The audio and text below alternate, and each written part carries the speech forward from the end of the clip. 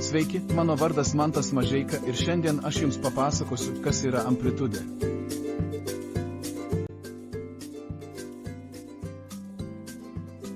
Amplitudė – tai dydis, nusakantis svyravimo ar bangos stiprumą.